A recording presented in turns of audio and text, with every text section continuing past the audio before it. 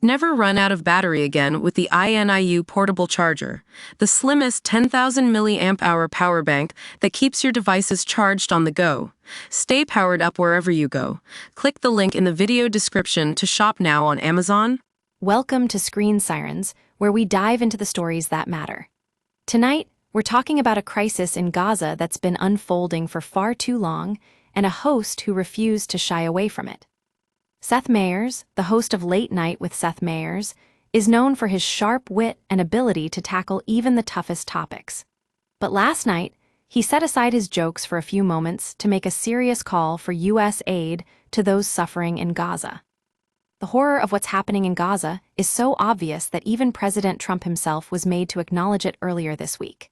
When asked by reporters if he agrees with Israeli Prime Minister Benjamin Netanyahu that there's no starvation in Gaza, Trump replied, "I mean, based on television, I would say not particularly, because those children look very hungry." And just a day later, he added, "Some of those kids are that's real starvation stuff. I see it, and you can't fake that." Now, at first glance, it might seem like Trump's comments were a joke, but Meyers is having none of it. He points out that even the president himself has been forced to acknowledge the reality of the crisis, which means it's long past time for us to act. The issue in Gaza is no laughing matter.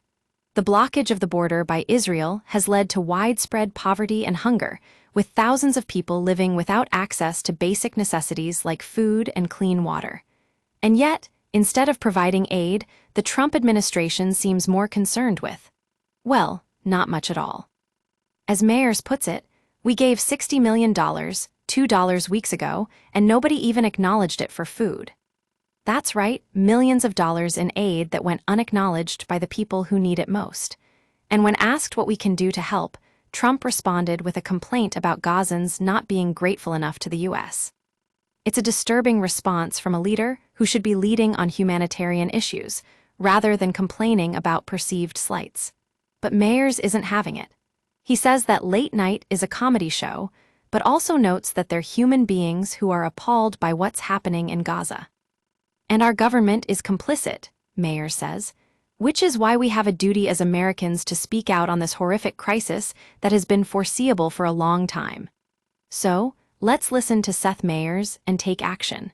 We can make a difference in the lives of those suffering in Gaza, but it starts with acknowledging the truth about what's happening there. That's all for tonight from Screen Sirens.